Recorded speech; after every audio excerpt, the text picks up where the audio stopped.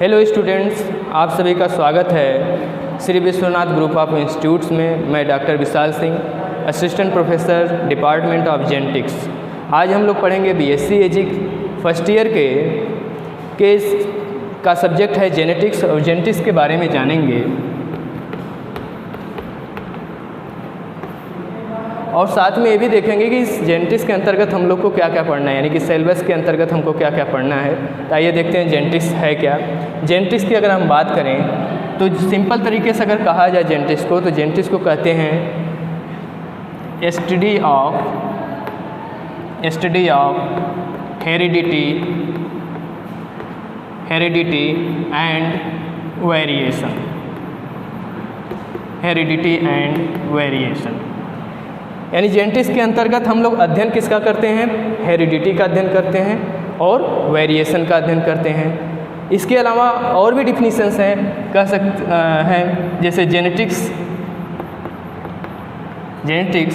Is the science of inheritance and variation. Inheritance and variations. तो यहाँ इस definition में क्या कहा जा रहा है कि जेनेटिक्स इज द साइंस, यानी जेनेटिक्स एक विज्ञान है जिसके अंतर्गत हम किसका अध्ययन करते हैं? इनहेरिटेंस का अध्ययन करते हैं और वेरिएशन का अध्ययन करते हैं। इसके अलावा और भी डिफिनीशन है। Genetics is the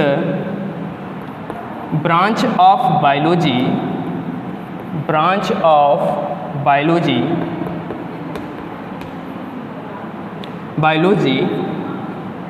that deal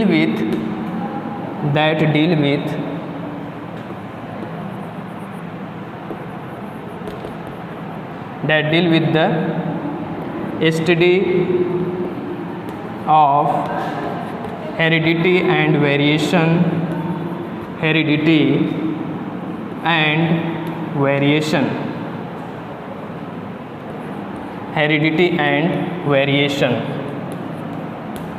तो तीनों डिफिनीशन में एक शब्द कॉमन है कि हम लोग को अध्ययन क्या करना है, यानी कि डिफिनीशन से तो समझ में आ गया होगा कि हमको पढ़ना क्या है। हेरिडिटी के बारे में पढ़ना है, वेरिएशंस के बारे में पढ़ना है, इनहेरिटेंस किसे कहेंगे इसको जानना है। मीन्स पूरे डिफिनीशन में डिफिनीशन के शब्द भले ही अलग हैं, लेकिन मीनिंग क्या है? हमको अध्ययन किसका करना है? हेरिडिटी एंड वेरिएशन का अध्ययन करना है पूरे जेनेटिक्स में। यानी कि हमको जेनेटिक्स के अंतर्गत ये पढ़ना है कि हेरिडिटी क्यों हो रही है, किसके कारण से हो रही है, उसके पीछे कौन जिम्मेदार है, वेरिएशन क्यों उत्पन्न हो रहा है और किसके कारण से होता है।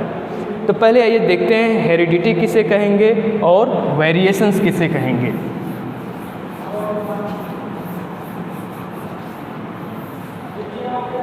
देखिए, हेरिडिटी की अगर हम बात करें जेनेटिक्स में, हेरिडिटी किसे कहेंगे?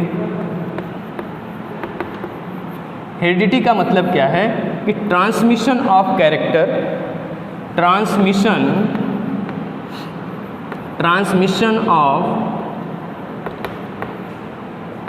Of character from one generation to, या from parents to progeny, यानी किसी भी कैरेक्टर का पेरेंट्स से प्रोजनी में ट्रांसफ़र होना ही हेरिडिटी कहलाता है। किसी भी कैरेक्टर का पेरेंट्स से प्रोजनी में ट्रांसफ़र होना ही हेरिडिटी कहलाता है। ठीक है, अब बात करते हैं वेरिएशंस क्या है। वेरिएशंस क्या है? ट्रांसमिशन की स्पेलिंग थोड़ा देख लीजिएगा। ट्रांसमिशन, ठीक है। वेरिएशन क्या है? किसी भी इंडिविजुअल्स में जो डिफरेंसेस आते हैं, यानी कि difference among individuals of a single species, difference among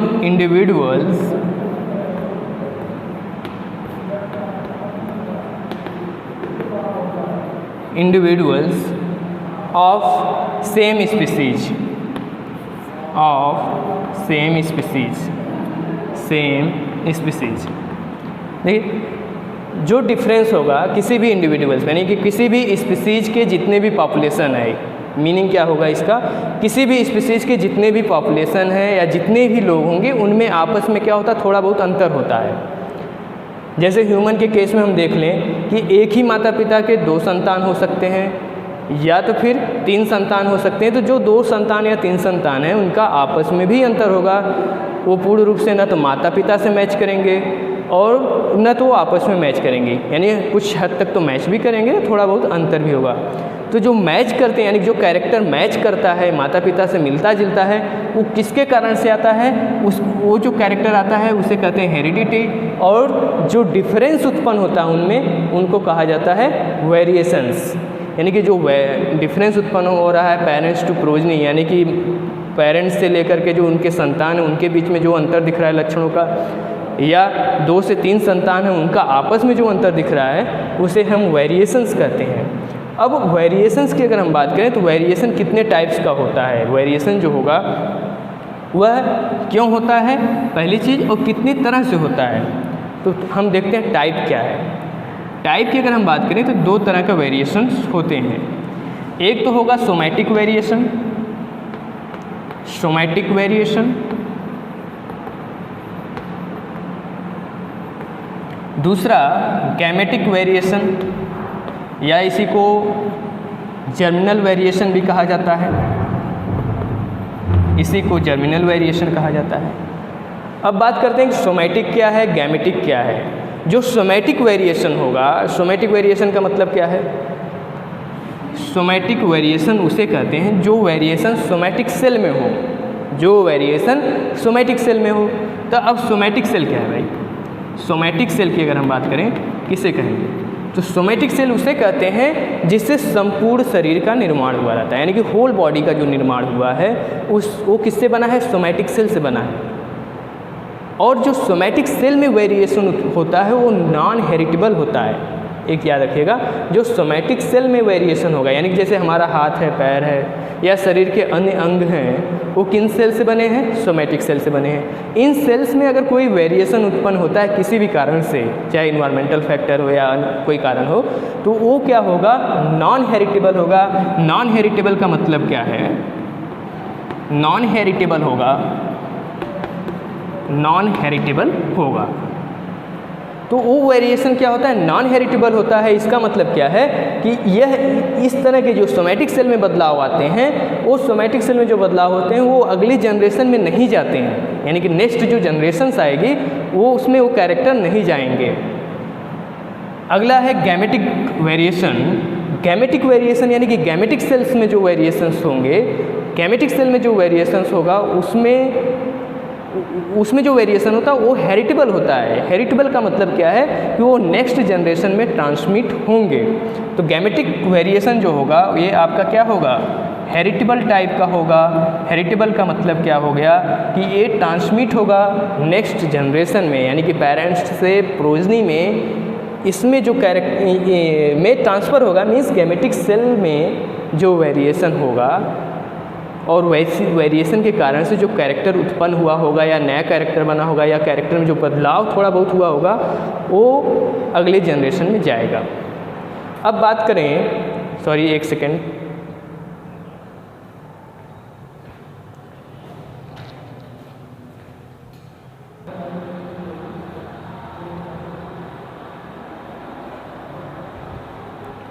चलिए सॉरी डिस्टर्बेंस के लिए।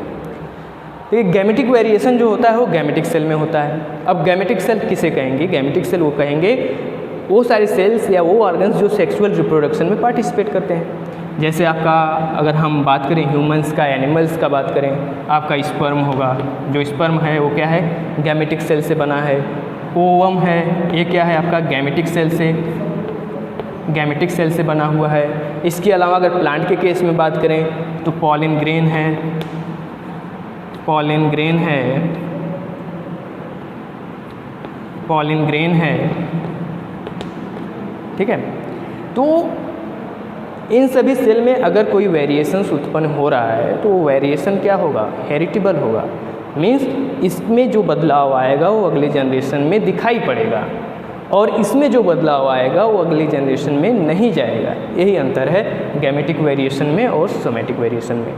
अब बात ये है कि वेरिएशन हो क्यों रहा है, किसके कारण से वेरिएशन होता है। यानी कि जितने लोग हैं, ऐसा हम लोग देखते हैं कि धरती पे जितने भी लोग हैं, यानी ह्यूमन पॉपुलेशन जितनी भी है या एनिमल्स की बात करें तो सभी में क्या है कि थोड़ा सभी का अंतर है। ऐसा कहा जाता है कि भगवान के पास कितने साँचे हैं कि इतने अलग अलग लोगों को बनाए हैं।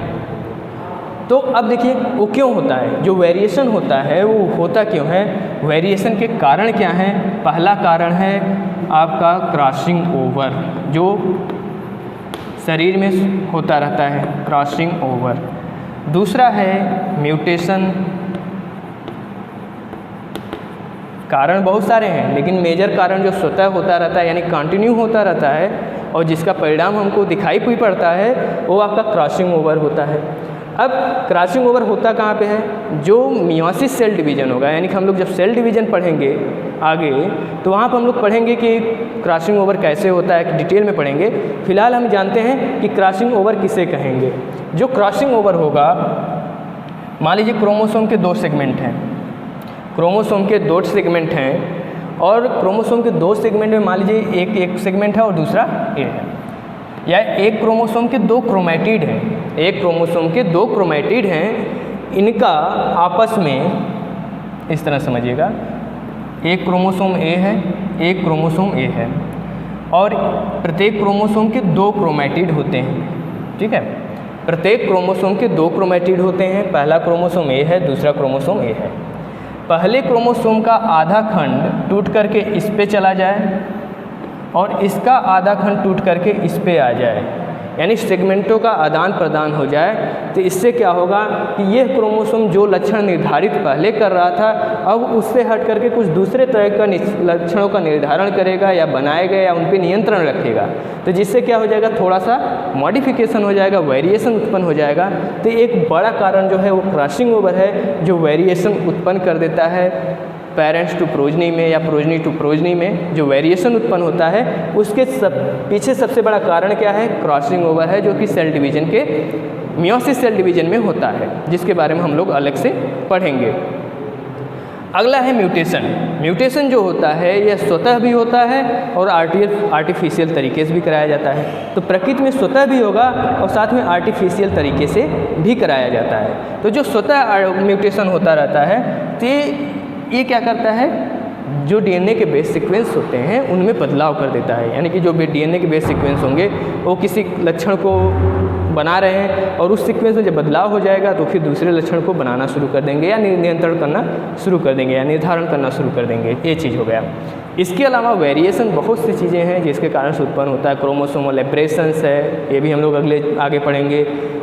सोमा क्लोनल वेरिएशन है, उसके बारे में भी पढ़ेंगे। हाइब्रिडाइजेशन जब हम कराते हैं, यानी 2 डिफरेंट इंडिविजुअल्स में जब हाइब्रिडाइजेशन कराते हैं तो फिर भी क्या होता है कि वेरिएशन होता है। ये सारी चीज़ें हम लोग पढ़ेंगे आगे चल करके, एक चैप्टर हैं सभी, तो इसके बारे में पढ़ेंगे।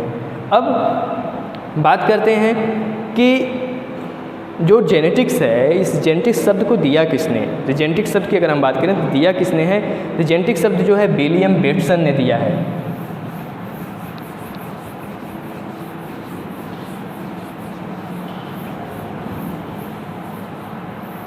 ठीक है, अब बात करें जेनेटिक्स शब्द किसने दिया है, विलियम बेटसन ने दिया है। यानी कि टर्म किसने दिया है, टर्म जो है जेनेटिक्स टर्म किसने दिया है, विलियम बेटसन ने टर्म दिया है। ठीक है, विलियम बेटसन ने टर्म दिया है। किस शब्द से दिया था, एक शब्द था जो जीनेसिस शब्द था, जीनेसिस। ठीक है, जीनेसिस शब्द का मतलब है ग्रो। ग्रो मतलब कि आगे बढ़ना या टू बिकम और टू बिकम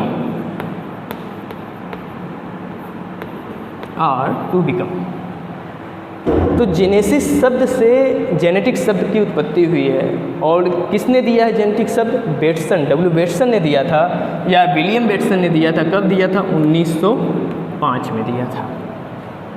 तो जेनेसिस शब्द से जेनेटिक्स की उत्पत्ति हुई। जेनेसिस शब्द का मीनिंग क्या है?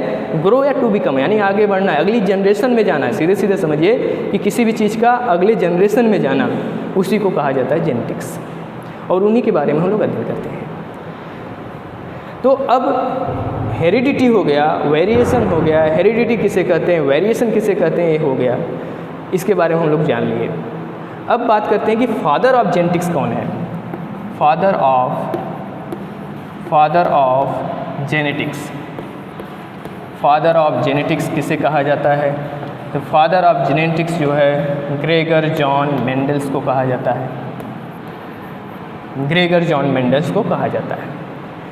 Father of genetics Gregor John Mendel को क्यों कहा जाता है? क्योंकि ग्रेगर जॉन मेंडल ने इस सारे जो कन्फ्यूजन थे, लोगों के अलग अलग मत थे और उन मतों में विरोधाभास था, उन सभी का कंक्लूजन जो है मेंडल के अपने रिसर्च में निकाला था। यानी कि हेरिडिटी क्यों हो रहा है, उसका एक्चुअल चीज़ किसने बताया था?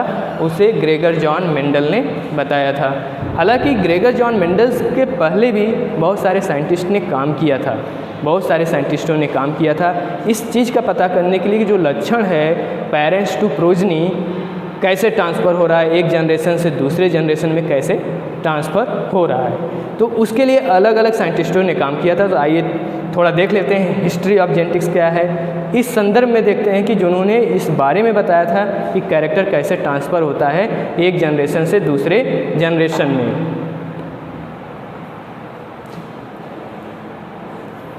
चलिए देखते हैं अब हिस्ट्री ऑफ जेनेटिक्स क्या है। History of genetics. देखिए जेनेटिक्स की हिस्ट्री बहुत लंबी है, यानी बहुत सारे साइंटिस्टों का कंट्रीब्यूशन है, लेकिन हम यहाँ पर उन्हीं चीज़ों पर बात करेंगे जो हेरिडिटी और इनहेरिटेंस को लेकर के काम किए थे मेंडल्स के पहले। तो सबसे पहले अगर हम बात करें तो प्री फॉर्मेशन थ्योरी थी, यानी पहली जो थ्योरी थी प्री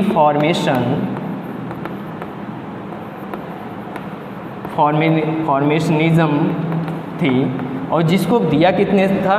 स्वयंरेंडन ने दिया था, स्वयंरेंडन ने बताया था।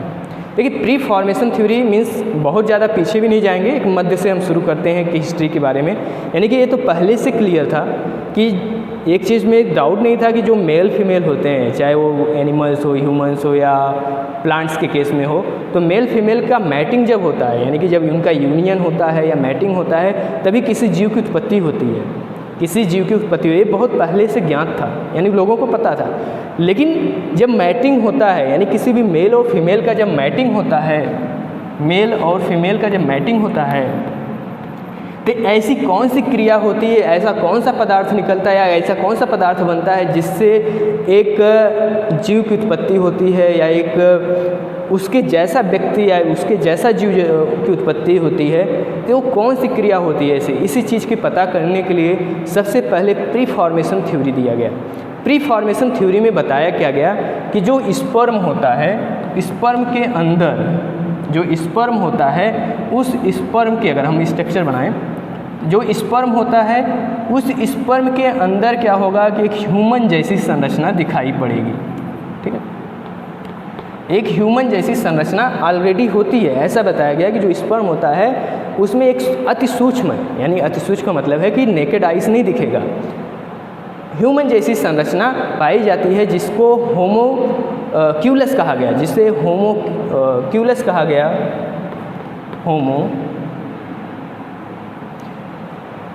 होमोक्यूलस कहा गया।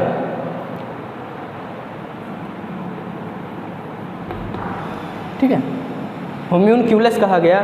होम्यूनक्यूलस का मतलब क्या हो गया कि मानव जैसी संरचना स्पर्म में पाई जाती है। अब ये मानव जैसी संरचना के बारे में इसमें बताया गया क्या कि जो फीमेल होती है, फीमेल का क्या योगदान है, जो स्पर्म होता है उस स्पर्म में जो फीमेल की बॉडी है ये क्या करती है, फीमेल का जो एग सेल है या फीमेल की बॉडी जो है इसको क्या करती है, न्यूट्रिशन प्रोवाइड करता है, न्यूट्रिशन प्रोवाइड करता है। ठीक है, इस चीज़ के बारे में बिल्कुल नहीं बताया गया कि स्पर्म और एग के फ्यूजन होता है या फर्टिलाइजेशन जैसी क्रिया होती है। बस ये बताया गया जो स्पर्म है उसमें ह्यूमन जैसी संरचना का एक अति सूक्ष्म पाया जाता है और वह एग से न्यूट्रिशन प्रोवाइड करके एक एडल्ट या चाइल्ड का रूप ले लेता है। इसके बाद दूसरी थ्योरी आती है जिसे एपिजीनेसिस कहा जाता है। एपिजीनेसिस, ठीक है। एपिजीनेसिस का कॉन्सेप्ट किसने दिया है? वॉल्फ नामक साइंटिस्ट ने दिया है। वॉल्फ नामक साइंटिस्ट ने एपिजीनेसिस के बारे में बताया है। एपिजीनेसिस में बताया क्या गया है कि जो वॉल्फ साइंटिस्ट थे, WF होगा, वॉल्फ साइंटिस्ट जो थे ये अध्ययन कर रहे थे एम्ब्रियो के डेवलपमेंट के बारे में कि एम्ब्रियो का डेवलपमेंट जो होता है वो कैसे होता है। तो वॉल्फ साइंटिस्ट जो थे वो अध्ययन कर रहे थे एम्ब्रियो का डेवलपमेंट कैसे होता है। अब वॉल्फ को जब एम्ब्रियो का डेवलपमेंट का अध्ययन कर रहे थे तो उन्होंने देखा कि इस तरह की जो चीज़ें प्री फॉर्मेशन में बताया गया था स्वयंरेंडन के द्वारा वैसा कुछ भी नहीं दिखाई दे रहा है। यानी कि किसी भी स्पर्म में ह्यूमन जैसी संरचना का अति सूक्ष्म बॉडी का पाया जाना या कण का पाया जाना, ये सारी चीज़ें नहीं दिखाई दी थी। तो और इन्होंने बताया क्या कि जो एम्ब्रियो का डेवलपमेंट होता है इसी एम्ब्रियो में कोई वाइटल फोर्स होता है, कोई वाइटल फोर्स होता है। वाइटल फोर्स का मतलब जैविक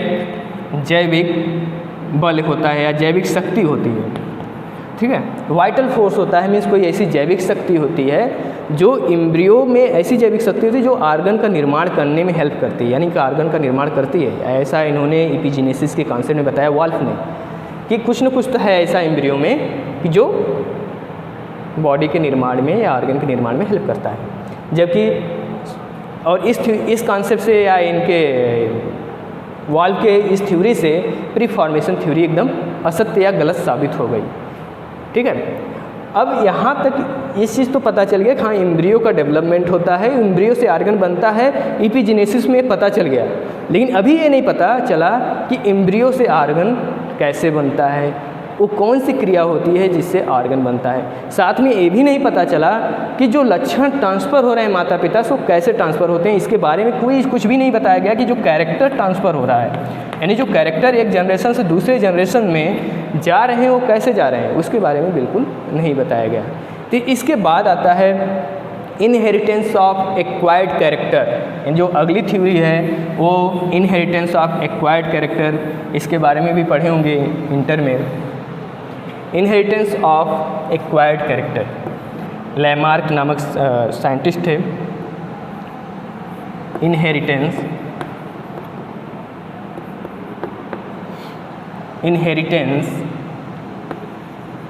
of acquired character, inheritance of acquired character. इसके बारे में किसने बताया था?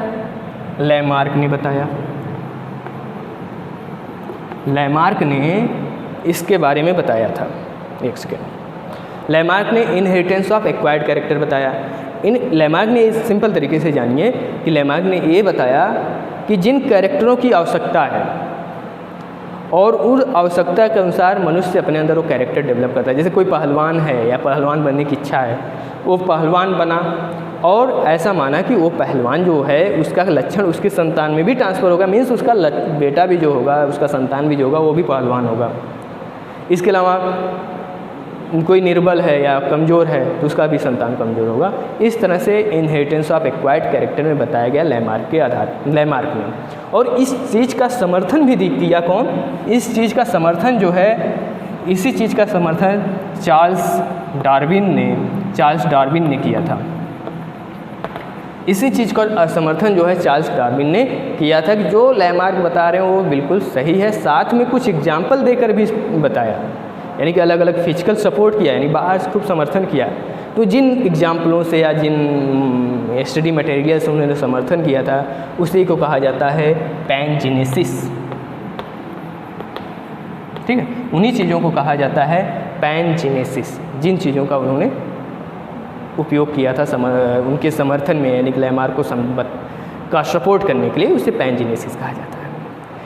इसके बाद अगली जो थ्योरी है, लेकिन इन्होंने ये बताया, साथ में ये भी बताया था कि एम्ब्रियो का डेवलपमेंट होता है, यानी कि लैमार्क और चार्ल्स डार्विन ने एम्ब्रियो को माना था कि एम्ब्रियो के में मॉडिफिकेशंस होते हैं, ठीक है। ये पांचवा देखते हैं, पांचवी जो थ्योरी थी वो जर्मप्लाज्म थ्योरी थी, जर्मप्लाज्म थ्योरी थी,